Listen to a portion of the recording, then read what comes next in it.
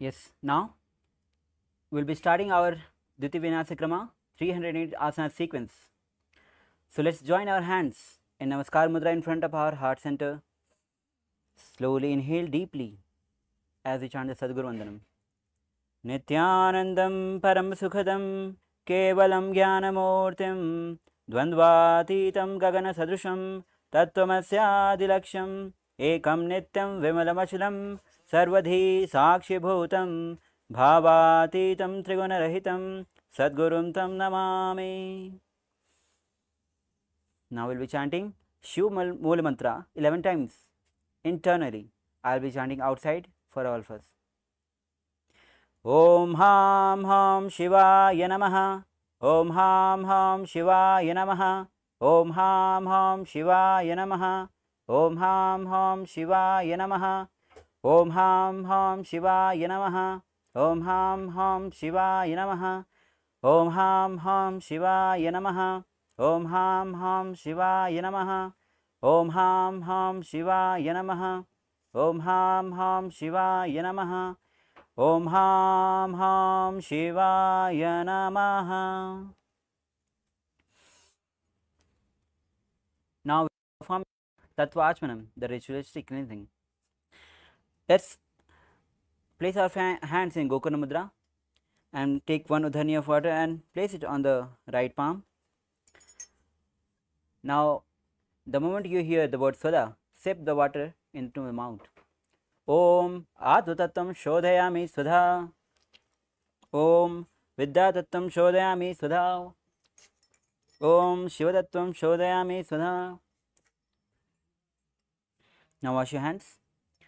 Now with your right thumb, wipe your upper lip and the lower lip twice. Om Ham Hridaya Namaha. Wash your hands again. Now with your index and thumb, right nostril, with your index finger, middle finger, lower lip. Wash your hands. Now with your thumb, touch the right nostril, left nostril, with finger and thumb together, right eye, right ear, left ear. Now wash your hands again.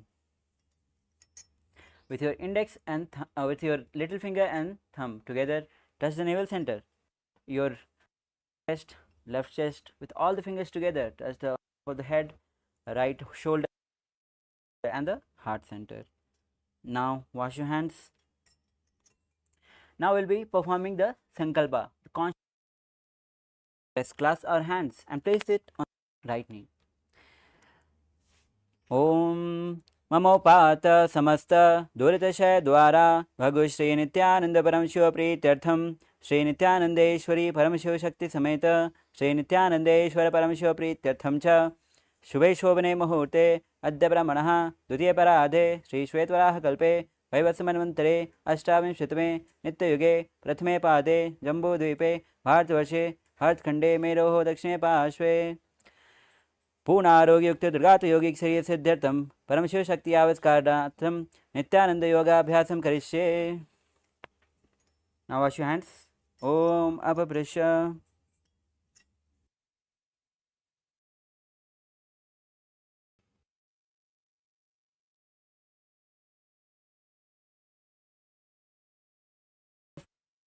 Perform the and conscious resolution.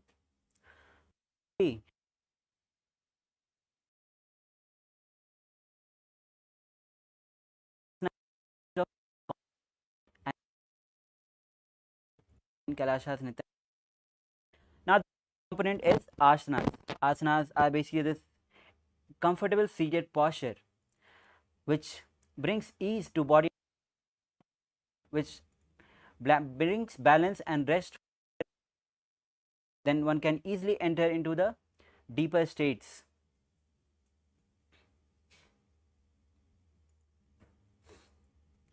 Now we need to understand that asanas are not the just posture, it's or a practice. It is happening.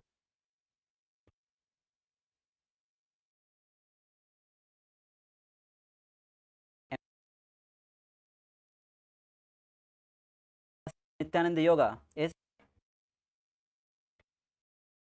Pranayama is the air that we breathe in.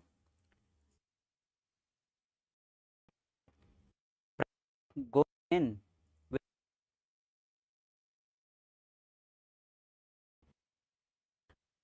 Purika and Kumbhaka. When we inhale, the prana comes in to the body. Kumbhaka, when we hold the breath, is Kumbhaka, and Rejka, when we exhale the empty air outside. Now the next component is mudra. Mudras. Now mudras are basically the positioning of limbs, hands, fingers, even the tongues in a certain way to seal the prana. Now there is a constant flow of prana happening within our bodies through the nadis and chakras, but much of it is dissipated through into the external world. Now circuit current seals and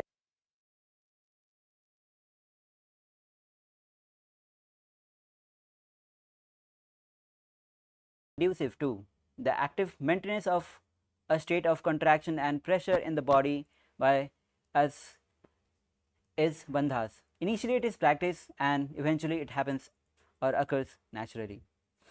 Now it is a contraction in different parts of the body. Basically there are 4 types of bandhas: Mool bandha, Udyan bandha, Chalanda bandha, and combined 3 is Mahamudra bandha.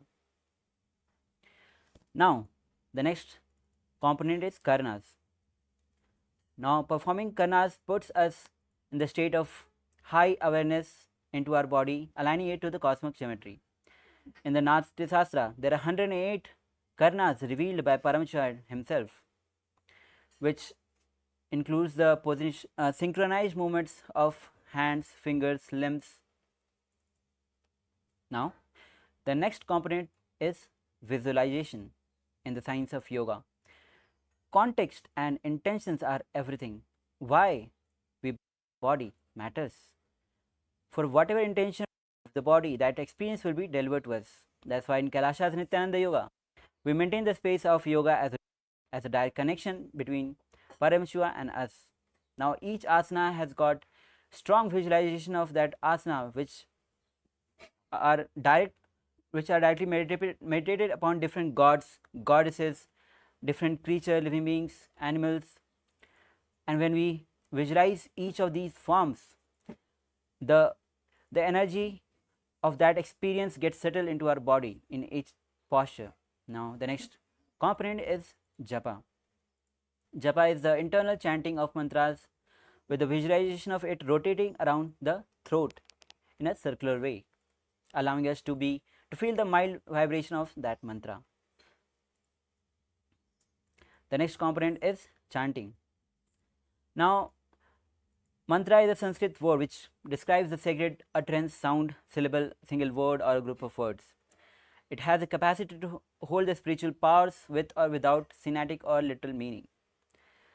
Now, every disciple of Supreme Pontiff of Hinduism is initiated into the Mahavakya. Now, each asana has got pramana, the chanting of that particular asana. The next component is weights. In Dutiya Vinasakrama, we will be applying weights to intensify our practice through weights, and weights are actually used for awakening the Kundalini Shakti in us. The next component is mandalas. Mandalas are basically the geometric diagrams. As you can see behind there is Sri Chakra, which are actually the representation of cosmos, and human body is analogous to the cosmos. Now these are the diagrams through which deity is invited through these mandalas. Now the next component of Kailasa's Nityananda Yoga is abharana. Now you can wear the Rudraksha mala, which are made of Rudraksha beads. Rudraksha beads have capacity to hold the spiritual energy, the energy which is released during the practice, and hold whole body throughout us the whole day.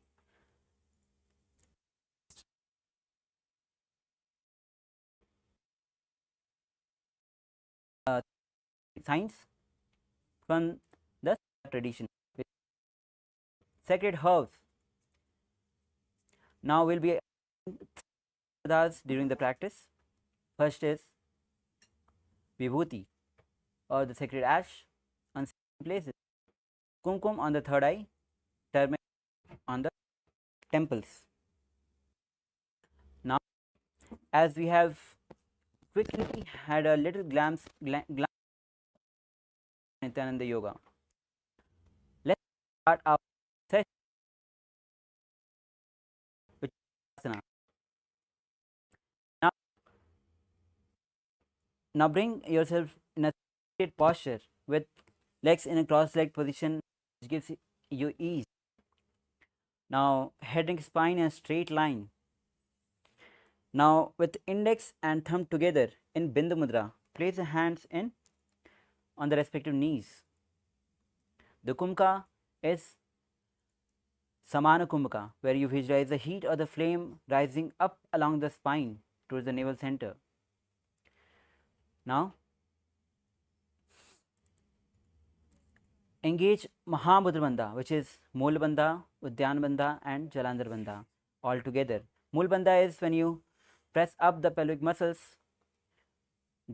Udyan Bandha when you suck the stomach in and up. Jalandhar Bandha when you tuck the chin to the throat. And combined all the bandhas together is Mahamudra Bandha. Now, as we perform Sukhasana, visualize Swamiji in your own space.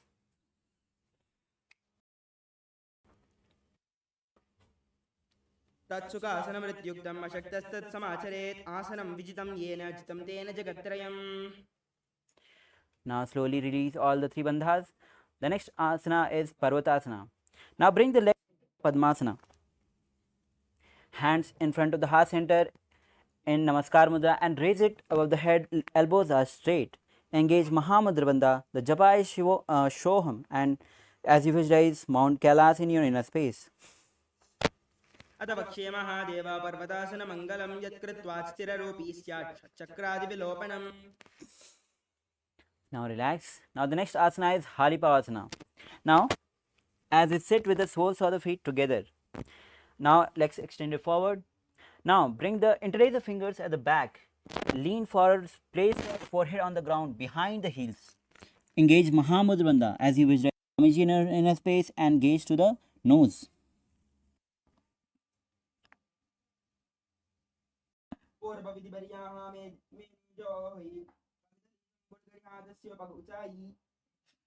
Now inhale. The next asana is Nagi Pavasana. As you be seated in the same posture with the soles of the feet together extended forward. Now cup both the hands in front of you with now bring the forehead on the ground behind the heels. Engage Mahamudra Bandha. Gaze to the nose. Swamiji in your own space.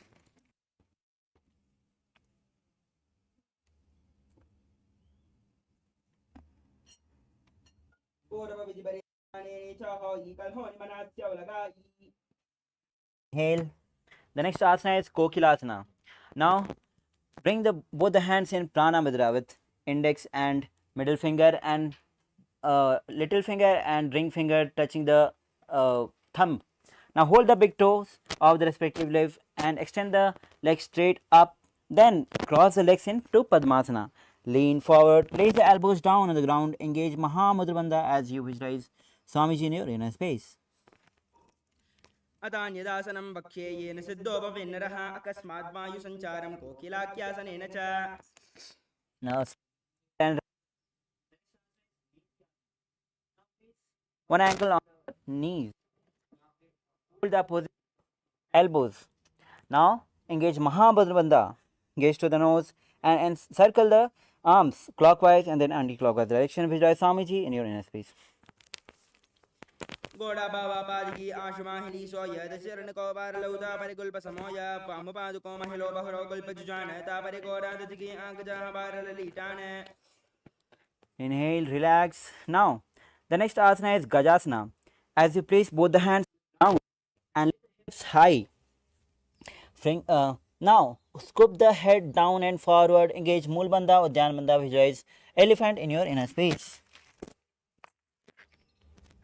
न्युब्जं पादाग्रे भूमौ कृत्वा लम्बीभूयमस्तकाग्रे निधायानदम्बम् ऊर्ध्वमुन्नमय्य नाभिलक्ष्यं भूमौ नासिकामानीय हस्तदलपर्यन्तं नयेत् इत्थं पुनः पुनः कुर्यात् गजासनं भवति. Now relax. Now the next asana is Rakshasana. Now with the same Gajasana posture. Now lift the right heel up and left heel pressing on the ground.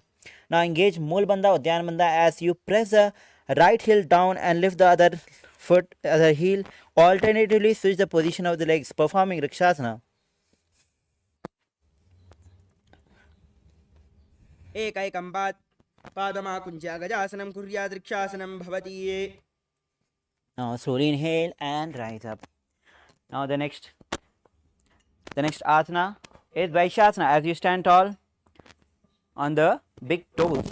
Now place the index, middle and ring finger at the heart center, elbows flat to the ground. Engage Mahamudra Bandha as you visualize Swamiji in your inner space.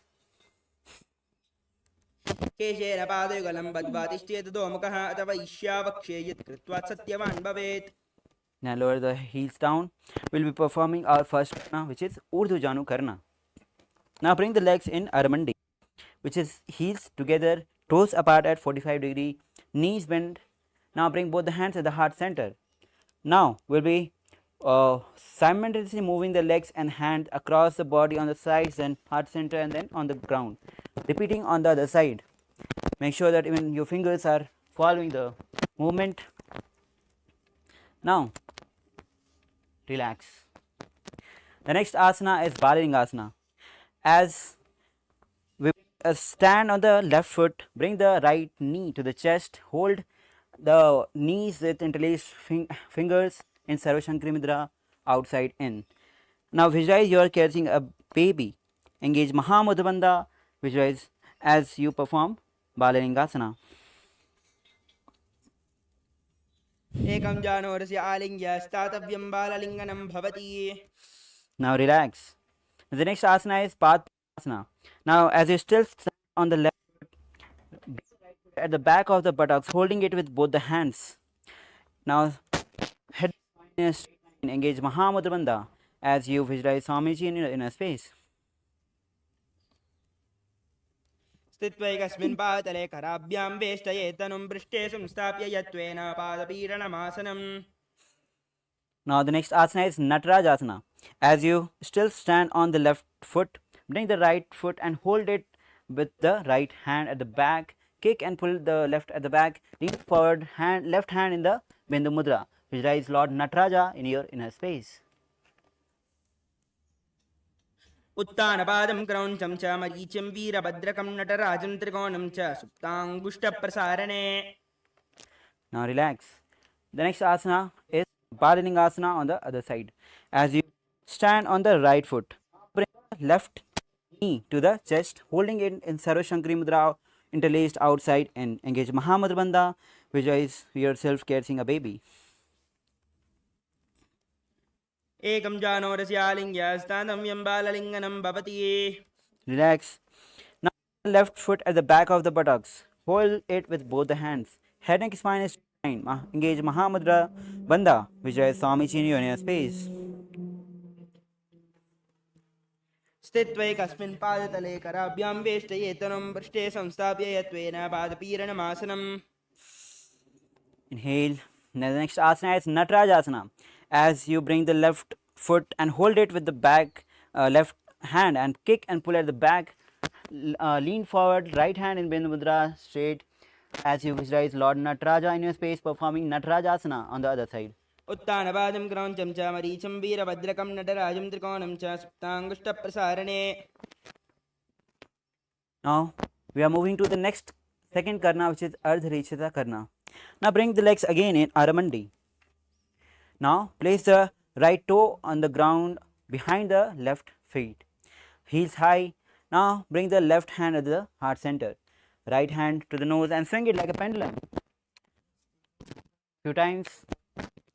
Now relax and switch the position of the legs and hands. Swing the left hand in like a pendulum.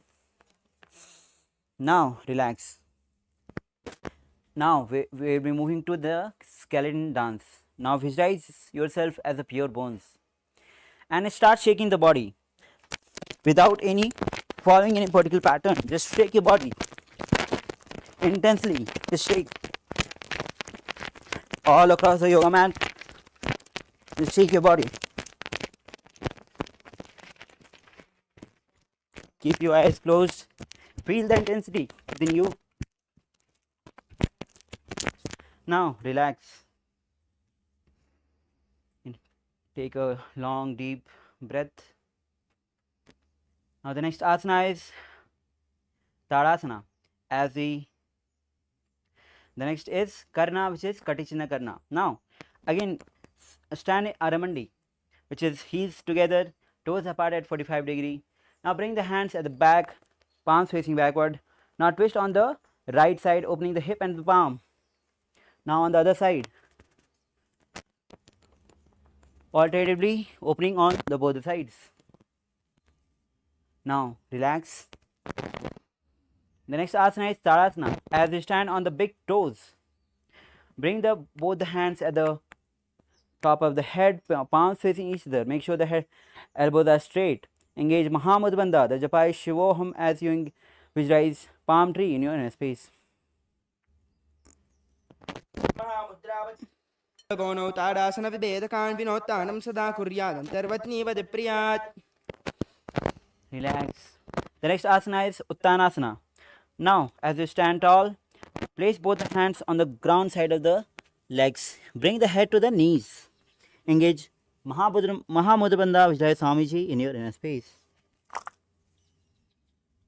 महामुद्राबद्ध गौनौ tadasana विभेदकान् विनोत्तानं सदा कुर्यादन्तर्वत्नीव दिप्रियात्. Now quickly wear the mala if you have dropped it. Now bring the body in the plank position.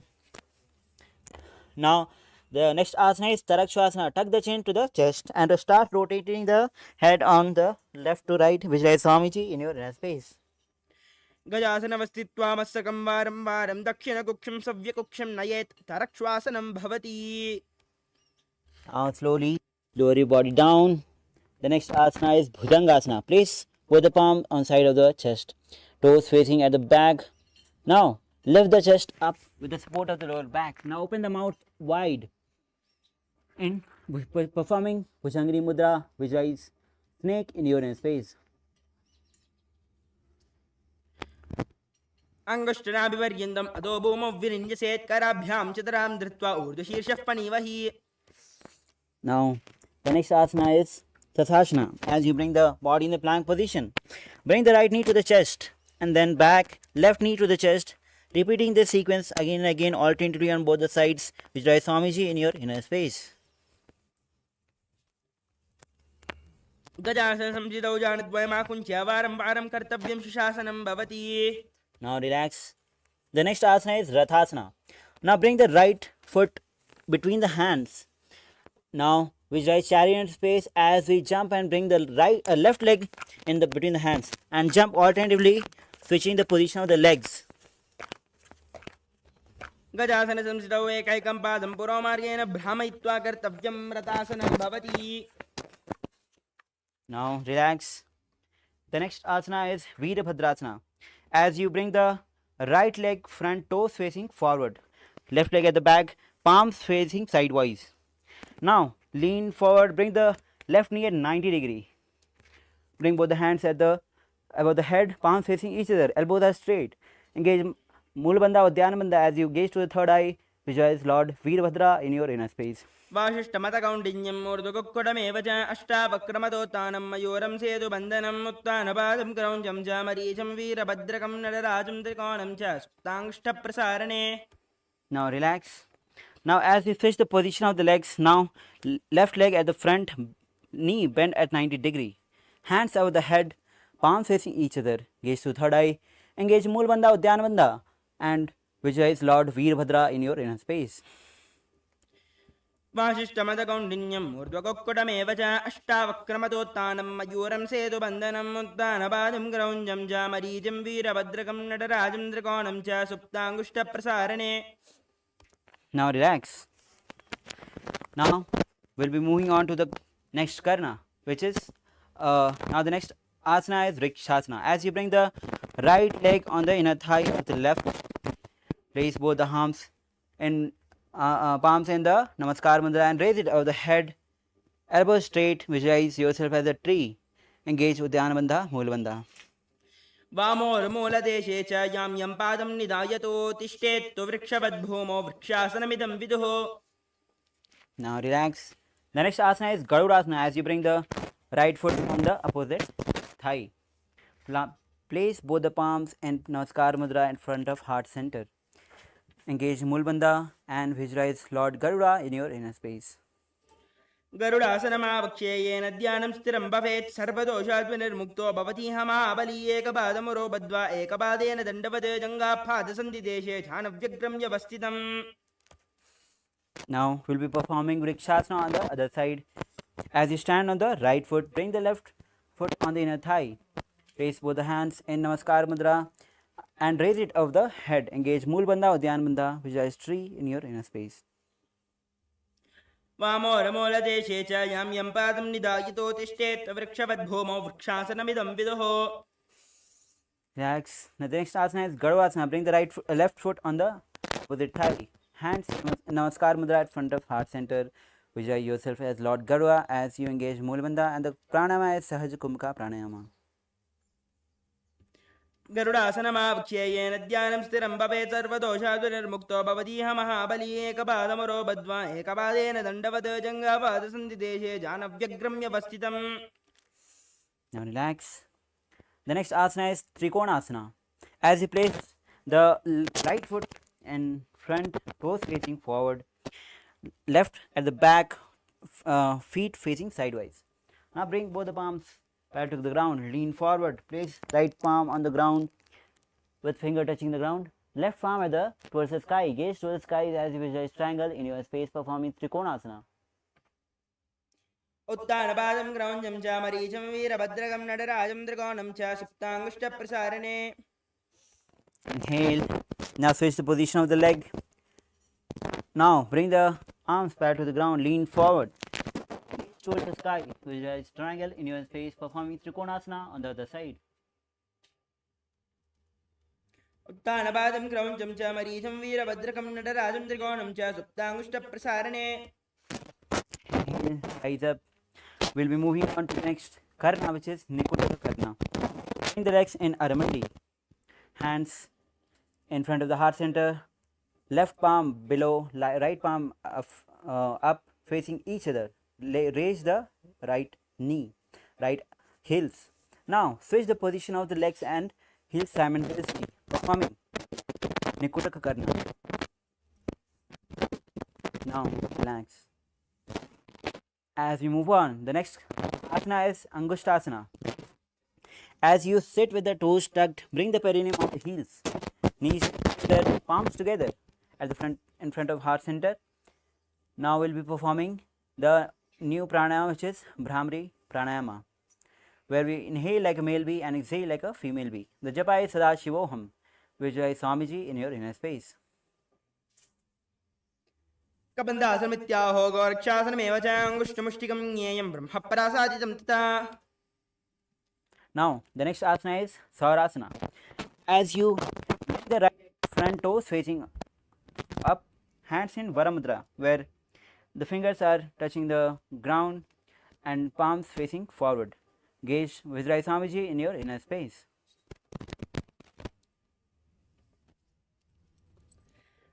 प्रसार्य एकं पादलं संस्थाप्य त्वेकपादकम्. Now the next asana is Vidhanasana. As you bring the right hand in Pranamudra and hold the big toe of the right leg. Lean forward, bring the head to the knees. Touch the right ankle with the right hand, left ankle with the left hand, and visualize Swamiji in your inner space.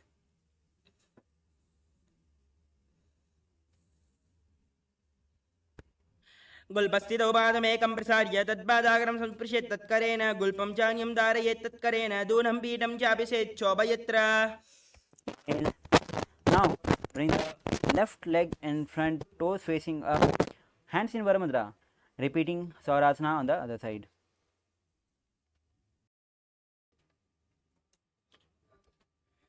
प्रसार्य एकं पादं संस्थापित्वैकपादकम्. Now we'll be repeating Vidhunasana on the other side as you hold the big toe of the left leg in Pranayama and lean forward. Hands, bring the head to the knees and right hand holding the right ankle and visualize Swamiji in your inner space.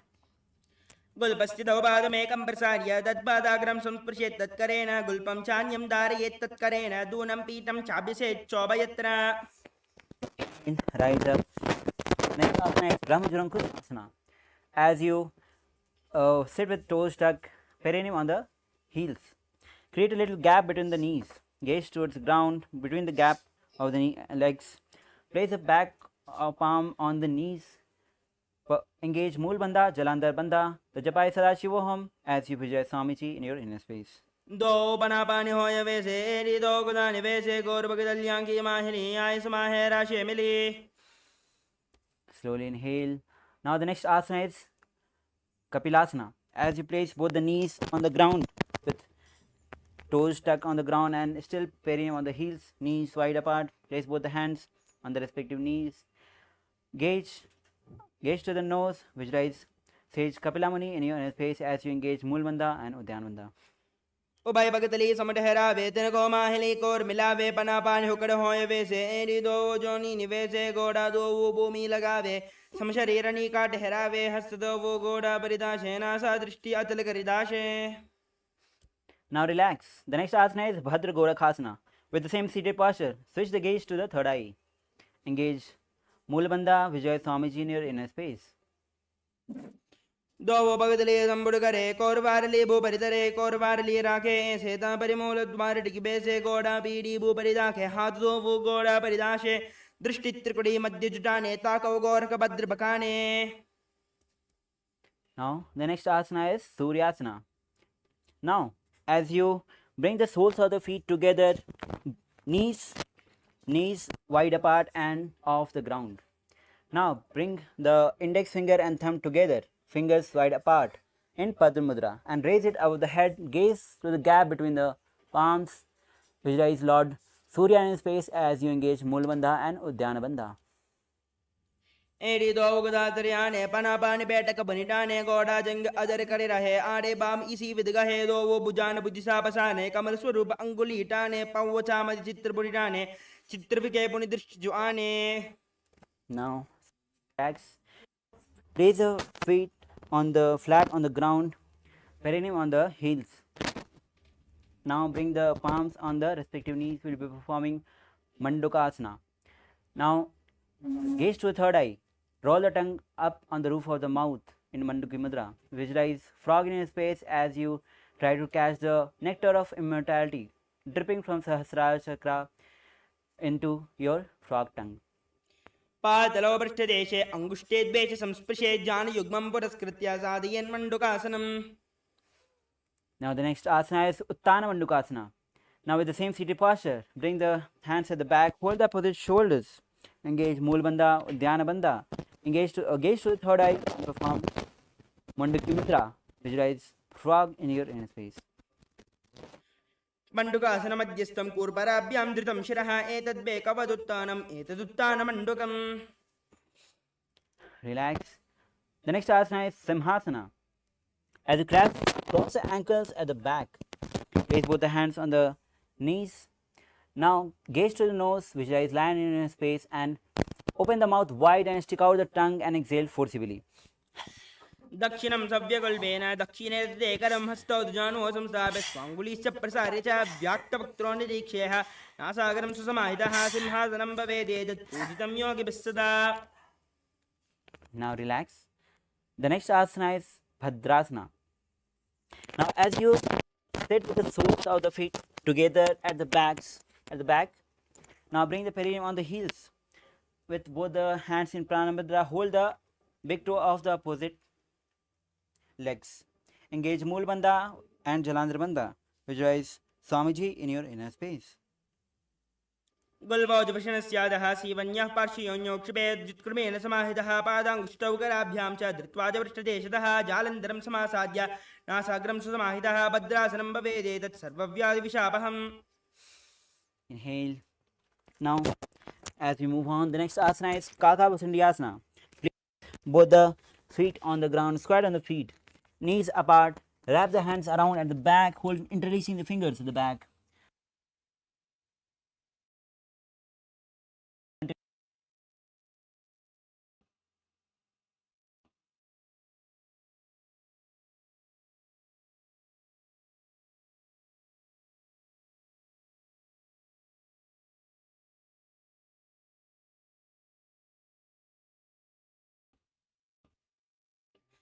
प्रथम वैसे हो गरडाने दो हाथ Burgman विच आने तन को गोडा नीचे टाने बाहुरी बागत्या बाहर ल्यावे. Now, the next asana is Kanipavasana. Palms on the ground. Now, as you lean forward, bring the knees on the elbow, weight forward, lift the hip, legs off the ground. Swamiji in your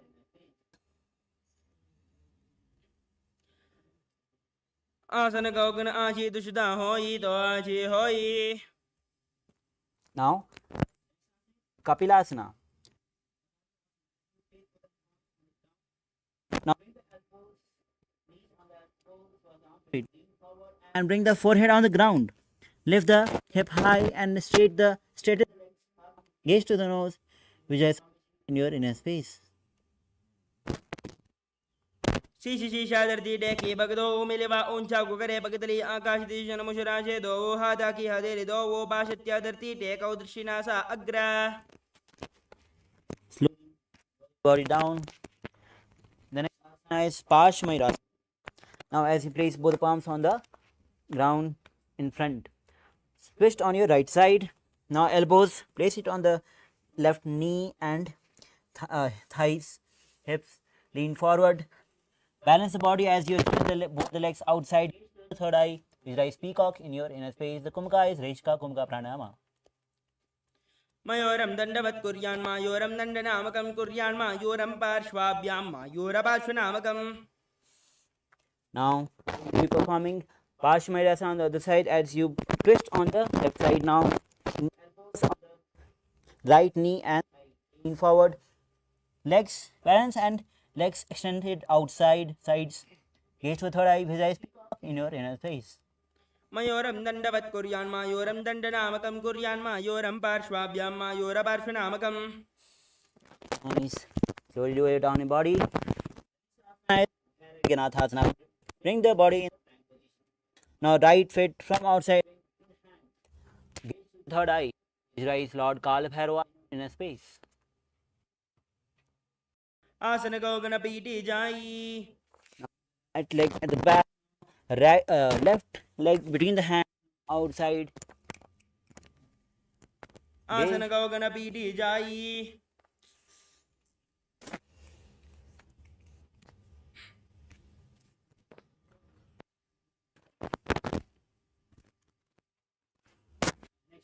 Is Unmukh Pithasana. As you bring the body in plank position and place elbows on the ground. Gaze to the third eye as hips high, feet to the ground, to the body. कोन्यस्तौ जानुनी हस्तौ चतुष्पदम वाङ्मुखम् उत्तापिताङ्ग्रियो गला कटस्थलम बिरुका. The next asana is Vasishthasana. Rotate palms, right palm on the ground, twist on one side, right palm above towards the sky, visualize the waist sage Vasishtha in your inner space. ऊर्ध्वगोक्कुडमाशिष्टा मरीचल मत्स्यकं परिवृत्तिं चोदरस्या विविधं धनुरासनम्. Now twist right palm towards the sky, visualize Swamiji in your inner space, sage Vasishtha in your inner space. ऊर्ध्वगोक्कुडमाशिष्टा मरीचल मत्स्यकं परिवृत्तिं चोदरस्या विविधं धनुरासनम्. Relax. The next asana is bring the legs in front in toes towards the ground, towards the sky. Place both the palms. Palms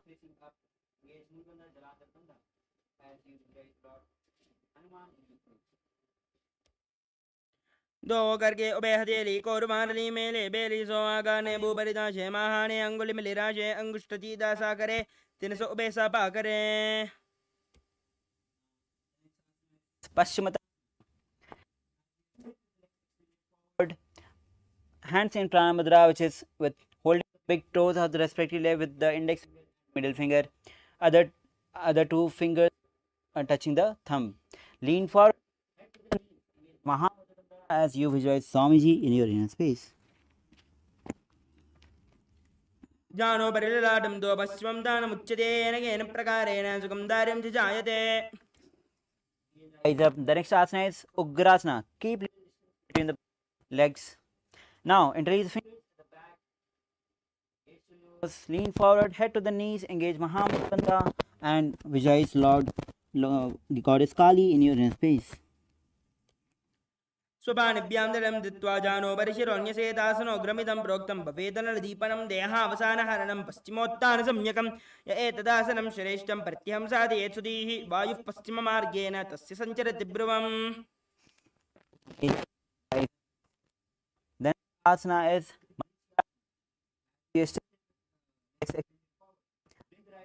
knee to the chest, closer to the perineum. You wrap the hands around back, lean forward, head to the knees, visualize Sage Marichi in your inner space. उत्तानपादं क्रौञ्चं च मरीचं वीरभद्रकं नटराजं त्रिकोणं च सुप्ताङ्गुष्ठप्रसारणे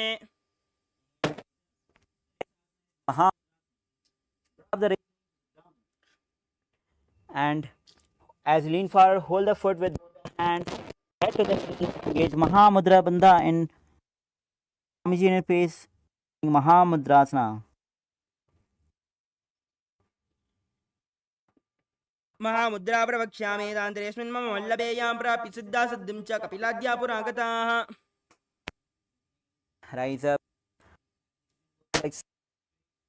We'll be performing Marichi Asana on the other side. Now bring the left knee, just heel close. Fingers at back, lean forward, head to the knees. Visualize Sage Marichi in your inner space. उत्तानपादं क्रौञ्चं च मरीचं वीरभद्रकं नटराजं त्रिकोणं च सुप्ताङ्गुष्ठप्रसारणे Drop the lean forward, hold the feet with both the hands. Engage.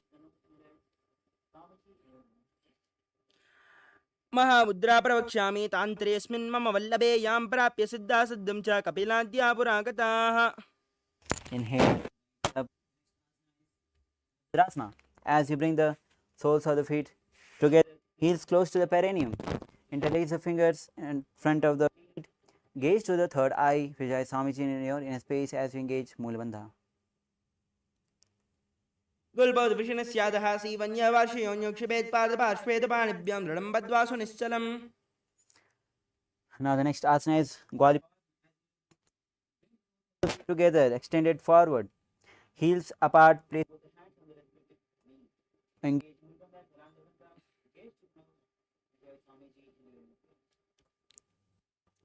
पूर्वकच्चरपट चौकस्य सो ही वाही विधियों की जैसो ईया में AD भिन्न जुराशे अंगुलाट अंतरो राशे Inhale. Now the next asana is Joni Asana. As you bring the soles of the feet together, heels close to the perineum.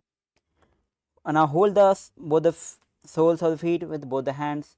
Lean forward, bring the forehead on the ground, visualize Yoni Mandala in space. दो बगदरे संबुड़ करे AD मेडी गेडिंग दरे अर्धहात को अंतर राशे लाट बगदल्या बरदाशे And rise up. The next asana is as you bring the soles of the feet together, extended forward. Now toes apart, heels together. Extend both the hands on the sides. Now lean forward, forehead on the ground behind the heels as you engage Mahamudra. Gaze to the nose, visualize Swamiji in your space, performing Midaki Asana. दो बगदले संबुड़ करे सोले made आगमे दरे अंगुलाट अंतरो राशे AD को ऐसे विदिदाशे Next asana is Siddha Samadhi Asana. As you bring the soles of the feet to heels, bring the hands under, lean forward, bring the forehead down.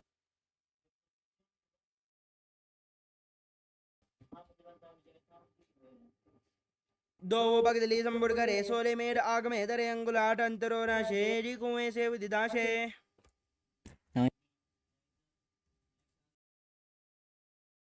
Bring the soles of feet together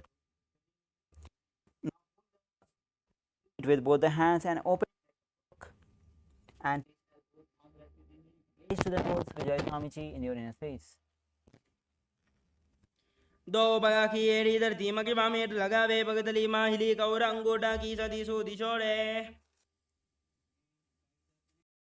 पर Chaukasana. You put the feet together. Close. Place both the hands on the respective knees towards the ground. With the little pressure now.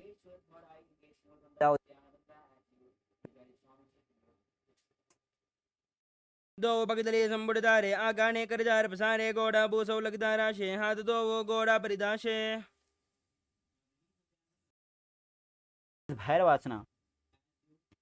Bring the soles together. Now the toes, heels up. Bring the knees wide apart onto the ground. Hands in Bindhu Mudra. On the respective knees, engage Mool Bandha, Udhyana Bandha. Gaze to the third eye. Visualize Lord Kala Bhairava in your inner space.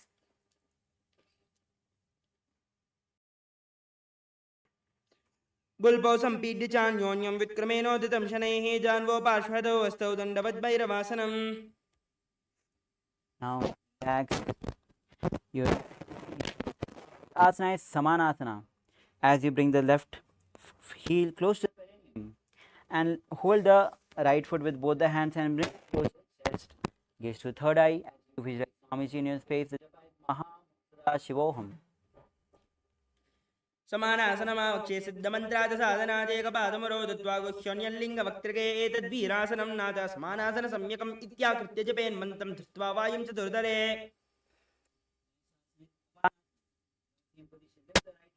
Top. Lift the left leg straight and up front. Gaze to the third eye. Visualize Swamiji in your inner space. केवलं पादमेकञ्च स्कन्धे चारोप्य यत्नतः एकपादेन गगने दिश्येत दण्डवत्प्रभो अपानासनमे सद्दी सर्वेषां पूर्वकाश्रयं कृत्वा सूक्ष्मे शीर्षपद्मे समारोप्य वायुधिः Now lower your legs down. We'll be repeating Samanasana on the other side as you bring the right heel close to the perineum and hold the bring the close to the chest. Right. Swamiji in your inner space. समानासनमावक्ष्ये सिद्धमन्त्राद साधनात् एकपादमरो बद्ध्वा गुह्योन्यल्लिङ्गवक्त्रके एतद्वीरासनं नाथ समानासन सम्यकम् इत्याकृत्य जपेन्मन्त्रं धृत्वा वायुं चतुर्दले I will be repeating Apanasana. Shoulder. Right leg straight. Swamiji in your space. केवलं पादमेकञ्च स्कन्धे चारप्य यत्नतः एकपादेन गगने तिष्ठेत दण्डवत्प्रभो अपानासनमे तद्धि सर्वेषां पूर्वकाश्रयं कृत्वा सूक्ष्मे शीर्षपद्मे समारोप्य वायुभिः We will be performing Gomukhasana. Now place the right leg on the ground, heel close to the perineum. Now place the right leg on the top. Place the finger and place it on the top knee. Gaze to the nose. Visualize the face of the cow as you perform Sitakari Pranayama, as you roll the tongue up on the roof of the mouth and inhale. सव्ये दक्षिणगुल्बन्धो पृष्ठपार्श्वे नियोजयेत् दक्षिणे पितदा सव्यं गोमुखं गोमुखं यथा Now the next asana is Anushasana from the same posture of Gomukhasana. Hands in Pranamudra, hold the opposite big toes. Perform Sitakari Pranayama and engage Mool Bandha, Udhyana Bandha. Gaze to the nose as you visualize Rishi Anisha in your inner space. दक्षिण गोड़ों नीचोड़ा ने वामोदा के ऊपर आने गोड़ा संधि मिलावे बारी आधा पद पुनीते संधि पसारी As you release Udhyana Bandha, interlace the fingers at the back. We'll be performing Anushasana too. Lean forward. Now place Rishika in your space as you bring the forehead on the ground. जी मना गोड़ा की संधि उपरिदावा गोड़ा की संधि मिलाई राशे गोड़ा शोले बगदलियालो वाड़वाई सोधा राशे Inhale, rise up. The next asana is Garudasana. Now bring the left heel close to the perineum, right knee to the chest, feet close to the body. Place both the hands on the respective knees. Gaze to the nose as you visualize sage Garua, Lord Garua in a space, and perform Siddhkari Pranayama. दावो पगमोड़ी ये रीमा हिलो गुलबमोल द्वारणी छेदे बेसे जीवनी पगतली धरती टेकी गोड़ो उंजो बहुराशे. The next asana is Naradasana. As you sit on the left heels, raise the fingers at the back, twist on your right side, elbows, left elbow on the right knee, gaze to third eye, visualize Sage Narada in your inner space. पिष्टज्वाम पगतली के रीबू परिता ही लगा वे पेरे गोड़ा सदो बनो है जो ई दचबाजती लावे सोई. Now untouch the body. We'll perform Matsya Pitakasana, putting the left foot on the top of the right thigh. Hold the right big toe in right with the right hand. Hold the calf, right calf with the left hand. Gaze to the nose, visualize Matsya, the fish incarnation of Lord Vishnu.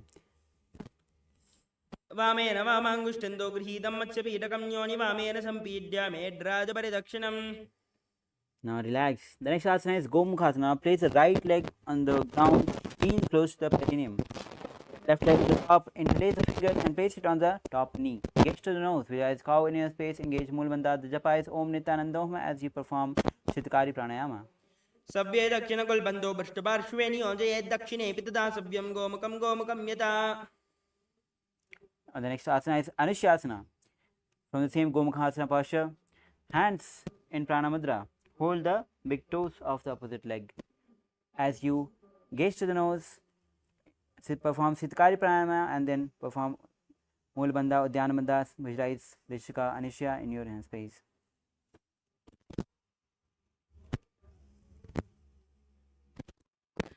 दक्षिण गोड़ोनी चौड़ाने वामोदागे ऊपर आने. The next asana is Anushasana 2. Now interlace the fingers at the back. Lean forward. Visualize Rishika, Anisha in space. Try to bring the forehead on the ground.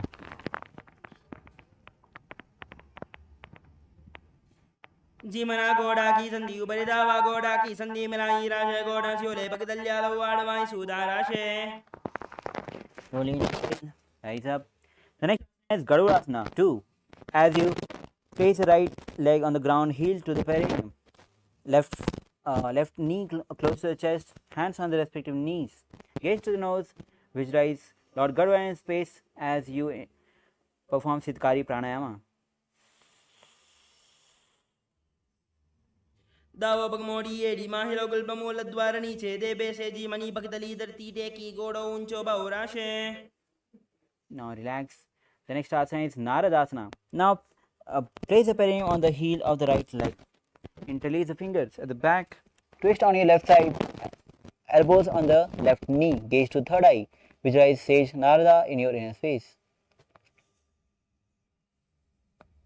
पिष्टज्वाम पगतली के रीबू परिता ही लगा वे peri गोड़ा सदो बनो है जो ई दचबाजती लावे सोई. Now untouch the body. The next asana is Asana. Now top on hold the left big toe with the left hand in Pranamudra.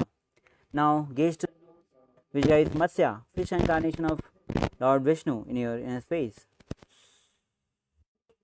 Women वामाङ्गुष्ठन्दो गृहीतं मत्स्यपीठकं योनि वामेन सम्पीड्य मेढ्राज परिदक्षिणम्. Now the next Sendrasana. As extended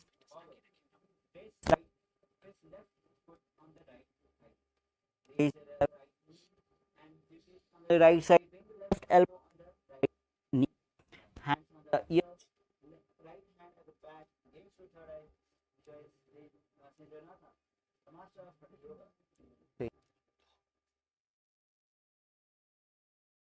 उदरं पश्चिमाभासं कृत्वा तिष्ठति यत्नतः नम्राङ्गं वामपादं हि दक्षजानुपरिण्यसेत् तत्र याम्यं कूर्परं च याम्ये करे च वक्त्रकं भ्रुवोर्मध्ये गदां दृष्टं पीठं मत्स्येन्द्रमुच्यते.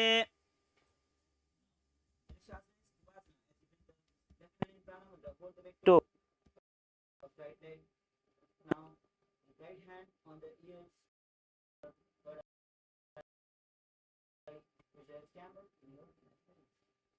आसन गौगुण जोलो जाए. Hold the calf of the right leg with the left hand. Gaze to the third eye.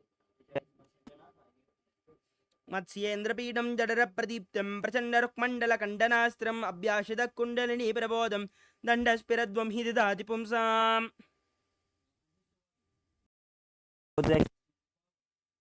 Right on the left thigh, raise the left knee and twist on your elbow on the left knee, hands on the ear, left hand at the back. Now gaze to the third eye, visualize Matsyendranath, the master of Hatha Yoga, in your face. उदरं पश्चिमाभासं कृत्वा तिष्ठति यज्ञतः नम्राङ्गं वामपादं हि दक्षजानोपरिन्यसेत्. Now hand to the left big toe.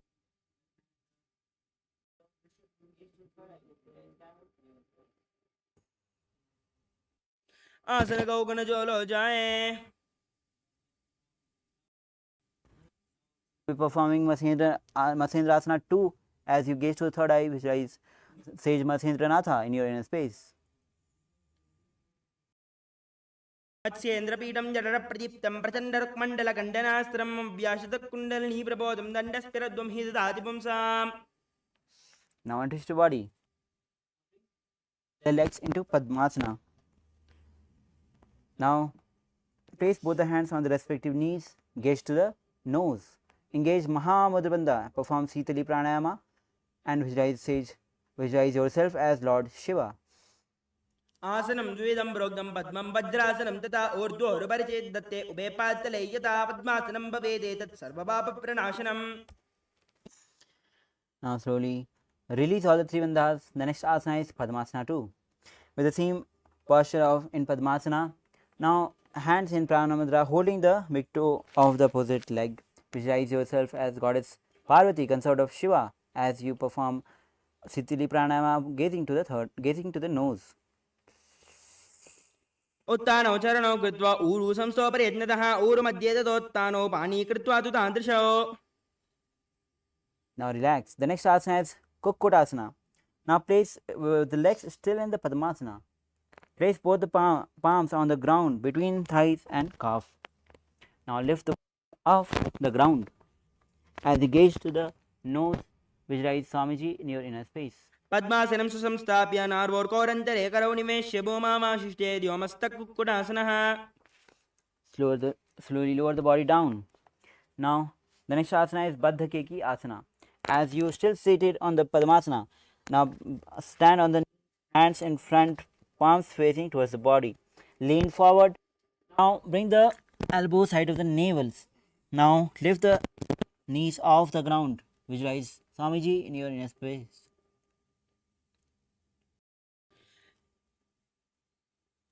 धरामवष्टभ्य करद्वयेन तत्कूर्परि स्थापिता नाभिपार्श्वः उच्चासनो दण्डवदुत्थितक्के मायूरमेतत् प्रवदन्ति पीठम्. Now your legs will be performing Mayurasana. Now place both the palms on the ground with pointed towards the body. Now as you lean forward, pose the knee. Now as you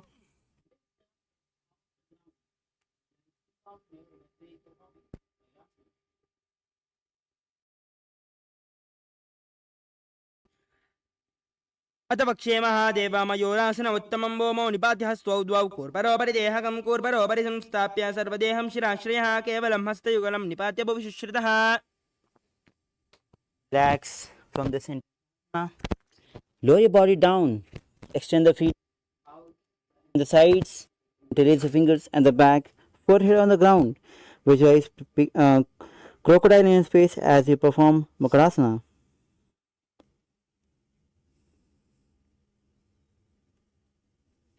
अद्याशेते हृदयं निधाय भूमौ च पादौ च प्रसार्यमाणौ शिरश्च धृत्वा करदण्डयुग्मे देहाग्निकारं मकरासनं ददे.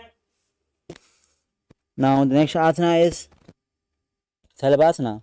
As you place the forehead on the ground, hand side of the chest. Now lift the legs and knees off the ground as you visualize locust in your inner space. अद्याशेते करयुग्मं वक्षो भूमिम् अवष्टभ्य करयोस्थलाभ्यां पादौ च शून्ये च वैतस्थिचोर्ध्वं वदन्ति पीठं शलभं मुनीन्द्राः.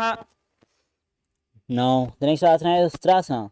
As you hold the feet with your hands. Now bring the towards the ground, visualize Swami in a space. अद्याशेते पदेग्ममष्टं पृष्ठे निधायापतितं कराभ्यां मा कुञ्चे सम्यगुदरास्त्रगाढं मुष्ट्रञ्जबीरिं योगिनो वदन्ति. The next asana is Dhanurasana. As you still hold the feet with both the hands, lift the chest and the legs up, gaze to the third eye, visualize Lord Shiva in your eyes. प्रसार्य पादौ भुविदण्डरूपौ करोज पृष्ठे धृतपादयुग्मं कृत्वा धनुस्तुल्यविवस्थिताङ्गं निगद्य योगी धनुरासनं ददे. Now relax. As you bring the perineum on the hands on the respective knees, gaze to the third eye, engage Moolbandha as you visualize Swamiji in your inner space. उल्टा मोड़ी बावतो वैसे बहरो जुगति करे एक वैसे पावन महिला गुलपजो वो कुला बाशदीला वैसो वो. Now the next asana is Gohi Asana. Now as you bring the both the hands shoulder width apart, then interlace the fingers, bring the forehead on the ground, supported with the hands. Now lift the hips high, feet off the ground. Now bring the chest to the knees. Try to touch the chin to the knees. Gaze to the nose, Vijay Swamiji in your inner space.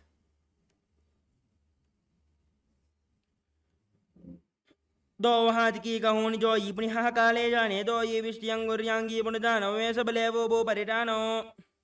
From this position, lift the legs up and straight. As you gaze to the nose, visualize Swamiji in your inner space.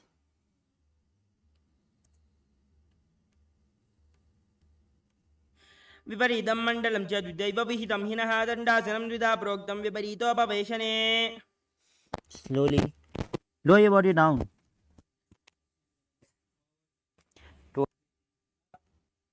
We will be performing new